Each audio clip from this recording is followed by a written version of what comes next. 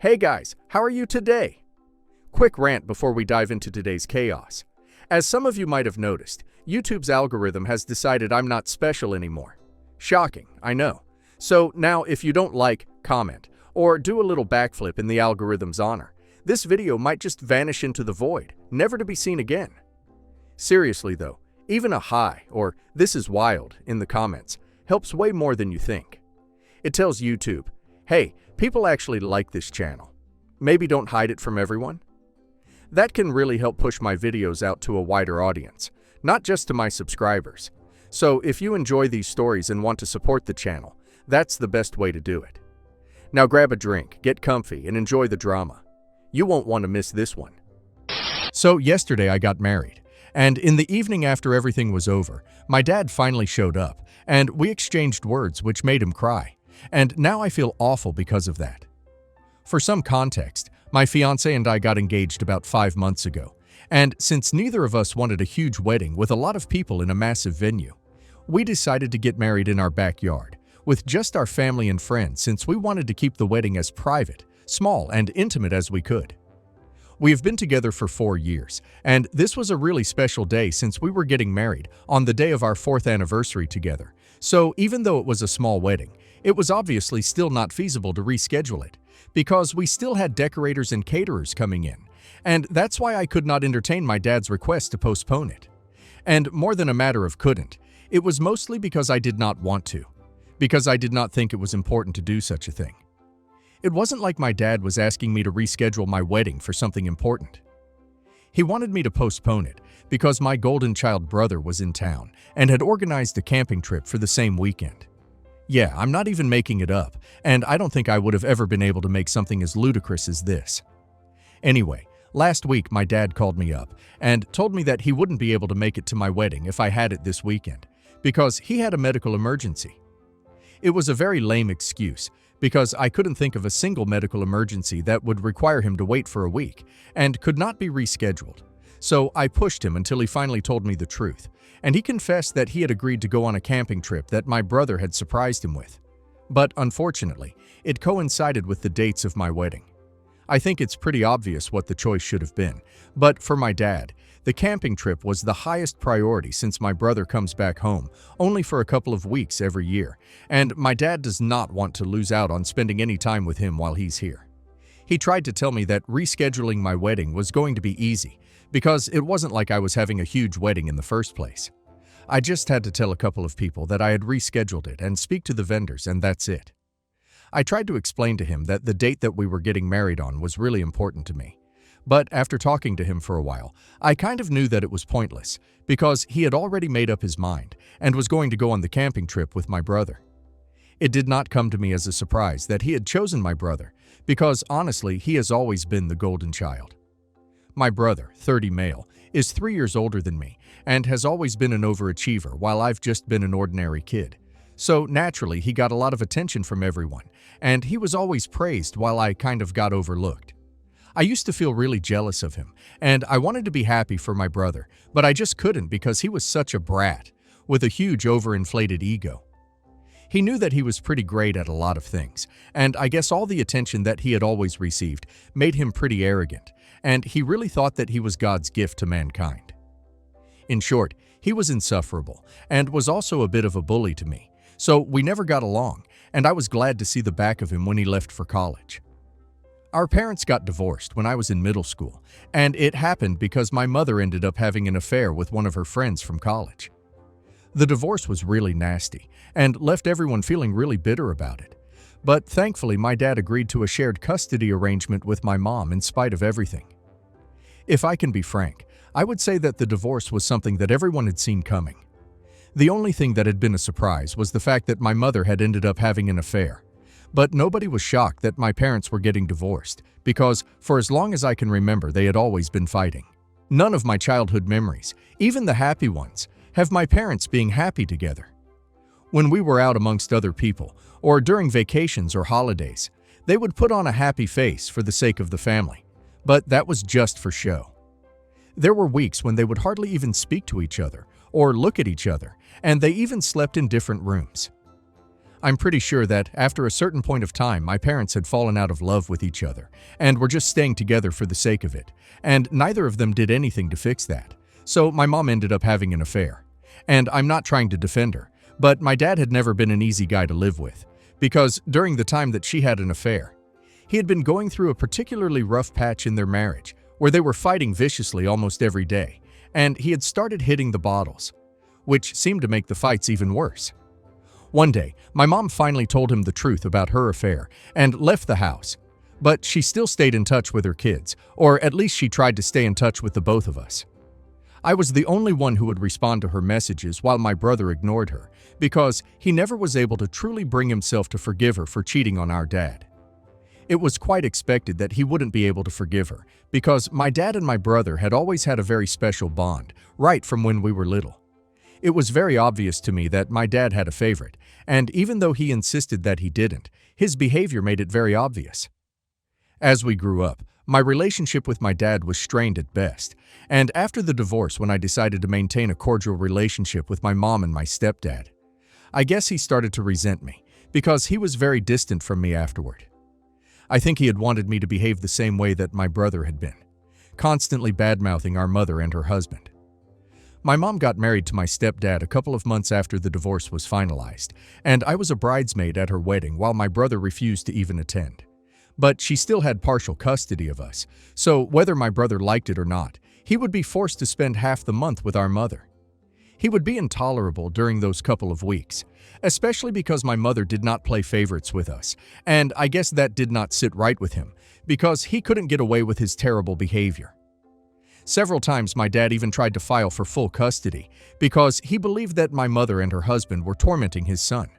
But his claims had no weight, so he failed to get custody of us, and I'm glad, because at least with my mother, I had one parent who cared about me, and my stepdad was a pretty nice guy, so it's not like I hated him either. I was really little and very confused about whether I should be okay with my mom in spite of the fact that she had cheated on my dad. But after a while, I just decided that I would do whatever made me happy, and having a good relationship with my mother made me happy. And I'm glad that I put in the time and effort to build a good relationship with her and spend time with her, because we ended up losing her to the Big C about 6 years ago. I'm very grateful for all the time that we got to spend together, and regardless of what happened in her marriage, she was always a good mother to me, and that's what matters. Even in her last few days, my brother was hardly there, but at least he bothered to visit her a couple of times, so I guess that brought her some peace before she finally passed away. A couple of months after her passing, my stepdad left the state, but we have kept in touch. About a year after my mom passed away, my brother got a job offer that would require him to relocate to London, and he took it up. He lives there now and comes back once a year to visit our father for a couple of weeks, which is why he is here right now. My brother and I no longer speak, but after my mom's passing and my brother leaving, my dad and I had actually started improving our relationship. He apologized to me for being cold to me after he found out about my mother's affair, because he just felt betrayed and hurt about a lot of things, and ended up behaving in ways that he was not proud of, especially with me. He acknowledged the fact that he had always paid more attention to my brother, but not me, and that's why we had such a strained and difficult relationship. But he said that he wanted to work on it, and that's what we did. So, for the past couple of years, we actually had been getting along well, which I didn't even think was possible. I thought that things had finally started changing, which is why I had asked him to walk me down the aisle on the day of my wedding, and he had agreed. I knew for a fact that he was still really attached to my brother, but I didn't have a problem with that as long as he continued to treat me well, like a daughter that he loved. However, after what happened recently, I realized that he would never truly treat me like a priority as long as my brother was here, and the only reason he had even bothered to try and fix our relationship was because my brother had left for London and would only be here for a couple of weeks every year. So I was important to him, but only for as long as my brother was not around. Things really hadn't changed as much as I had believed, and this recent incident was a harsh wake-up call, because I could hardly believe that my dad was asking me to reschedule my wedding in favor of a camping trip with his son. So I did the only thing that occurred to me at the time. I agreed to delay my wedding in the heat of the moment, and minutes after I had disconnected the call with my dad, I was on another call, but this time it was with my stepdad, and I was asking him to walk me down the aisle. Before I even knew it, I was furious at the time, and I'll admit that what I had done was pretty vindictive and was done purely with a spirit of revenge. But while I was doing it, I thought I was doing the right thing for myself, so I could teach my father a lesson. My stepdad had been invited to the wedding as a guest anyway, since I had already mentioned that he was a nice guy, and I didn't have a problem with him. Besides, he was the only person who got me through my mom's funeral. So even though we don't talk on a regular basis, we are still close enough. When I asked him to walk me down the aisle, he seemed skeptical about it for a couple of seconds at first, since he was aware of the fact that my father was also going to be there. But I got him to agree eventually. I really didn't think much of it, because I thought that even though what I was doing was petty, it was well-deserved, and my fiancé agreed with me, so that was all the validation that I needed. For the past week, my dad had hardly even bothered to keep in touch, and I knew it was because my brother was back in town, which just added fuel to the fire. And then yesterday I finally got married and my dad was not there, which was expected. I had been waiting until the very last moment for some sort of miracle, and that maybe he would show up, but that never ended up happening, and my stepdad walked me down the aisle. Don't get me wrong, I'm happy about that, and it was my wedding day, so I'm obviously very happy about how it turned out in general. The only thing that went wrong was that after I sent my dad a picture of me being walked down the aisle by my stepdad, I expected him to be mad, but I hadn't expected him to actually get on the next bus and come back home so he could speak to me. But that's what happened, and I feel bad about everything that took place last evening. I had asked one of my cousins to take a picture of me from my phone while I was walking down the aisle and send it to my dad, and she did. He saw it a couple of hours after that, and then there was no response, which I thought was a bit weird, but I was busy with the wedding lunch and stuff, so I didn't pay much mind to it.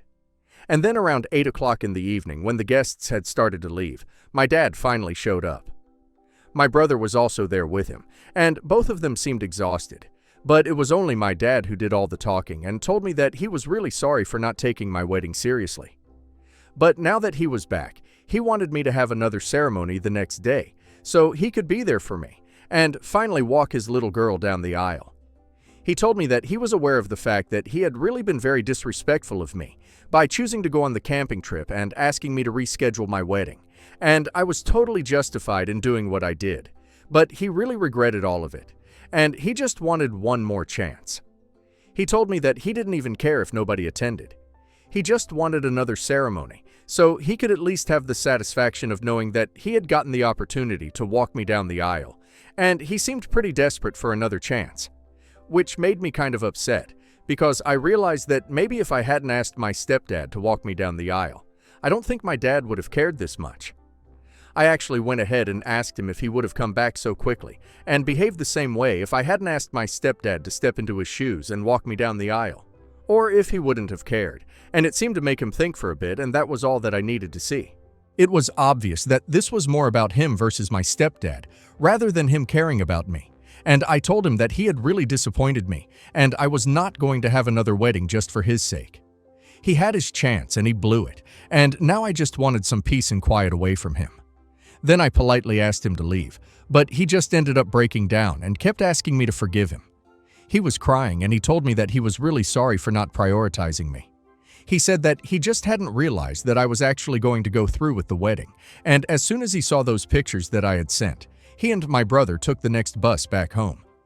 But when I maintained that I just wanted him to leave, because I wanted to enjoy the day of my wedding to the fullest, he got kind of offended and told me that I was being heartless and I couldn't just treat him like this over one mistake. At that point, I got really annoyed, and I told him that if he could treat me badly throughout my life, in spite of not having a valid reason, then I had the right to do this to him, especially because he had given me more than several reasons by now, and everything that was happening to him right now, he totally deserved it. I told him that I wanted him to go away, and that I was glad that I had asked my stepdad to walk me down the aisle, because even though he was not related to me by blood, at least he cared about me, and it wasn't just for show, like it was with him. Then I walked inside the house while he continued to cry, and after a while when I looked out, my brother and my dad were gone. Now that it has been a considerable amount of time since that happened, I feel kind of bad about what I said. I feel even worse that I made him cry. Am I the a-hole for asking my stepdad to walk me down the aisle instead of my father and then trying to make him feel bad about it? Update 1. Hey everyone, so I've thought about it long and hard, and I have decided that I have nothing to be sorry for. After all, it was my dad's decision to have me reschedule my wedding so he could go on some stupid camping trip with his son, and I have made excuses for him all my life. I'm sick of doing that now. There is just no excuse for this kind of behavior, and I don't have to forgive him if I don't want to. I do feel bad about making him cry, but honestly, there is only a certain level of mistreatment that people can tolerate, and beyond that, I think they are in the right to make that other person cry. Throughout my childhood and teenage years, there have been several times when I have cried because of how he has treated me, and I've never let anybody find out about it. Not even him. And I highly doubt that he would fix anything even if he knew. So I'm pretty content with my decision of not reaching back out to him again. I have spoken to my husband about it, and he thinks that I've made the right call, and the only reason he hadn't said anything so far was because he did not want to influence my decision. He wanted it to be mine, and only mine, and I even discussed it with my stepdad, because I felt like I was betraying him a bit by using him for revenge on my dad. Sort of, so I felt like I owed him a bit of an apology. But he told me that it didn't matter, because at least he knew that after my biological father, he was the first person that I thought of, and I guess that's true. Besides, I really do value him, and both he and I are aware of that, so that's all good. And for everyone in the comments who were upset with me for using my stepdad, I guess it's clear that he doesn't mind, and as long as he doesn't seem offended, I'm fine with what I did. Anyway, it's been a couple of days since my wedding, and my dad has tried to text me several times and has been calling me at least once a day, but I haven't responded. I haven't even opened his texts, so I don't even know what he's trying to say to me, and I really don't want to find out. I'm going on my honeymoon in a couple of days, and I want to keep my mind off of these things for a while now. Update 2. So my husband and I are leaving for our honeymoon tomorrow, and today when my dad called me in the morning, I let it ring, but then a couple of minutes later I decided to go through the messages that he had sent me so far. I think I already mentioned in my last post that he had been calling me every single day ever since the day of my wedding without fail. The timings would differ, but he would call. I hadn't gone through his messages so far, but today I finally did, and all of them were just the same. They were worded differently, but the message was just that he was sorry about everything and that he really wanted to fix things.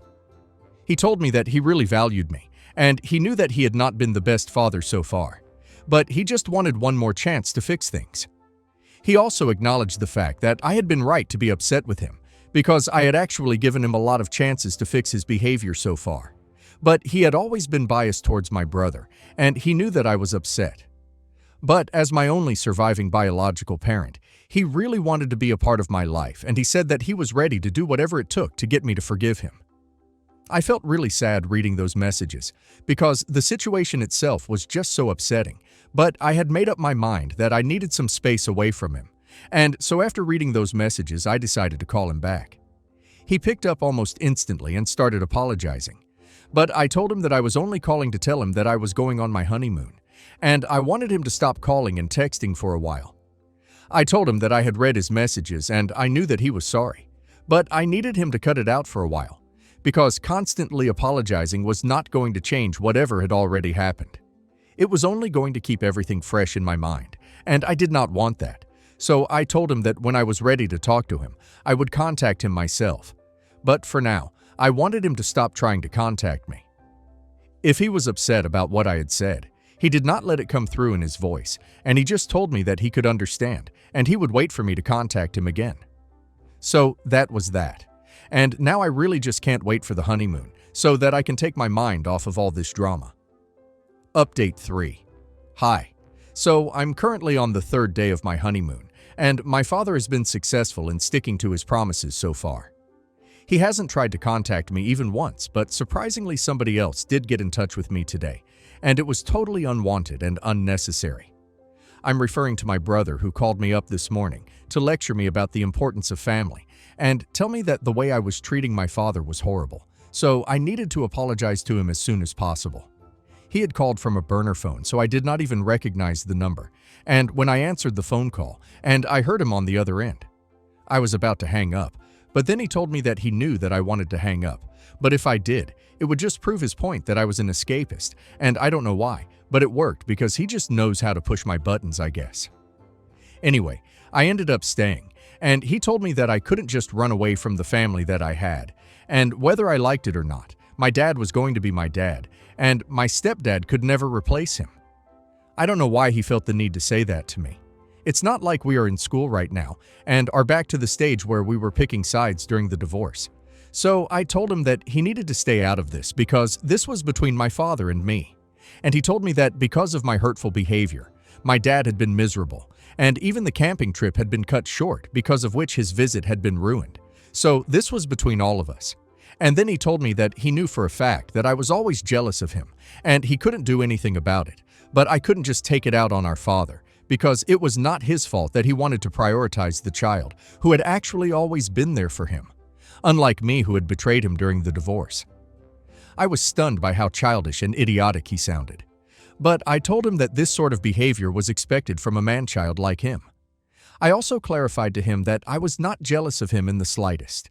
I actually pitied him, because even though he was doing well in his career, he was still emotionally stunted, and no matter what he achieved, he was still going to be miserable and dislikable. He was about to argue, but before he could say anything, I cut him off, and I told him that if he argued, it would just prove my point that he was miserable, and he was desperate to prove that he wasn't. And then I disconnected the call before he could say anything, which was pretty satisfying in its own way.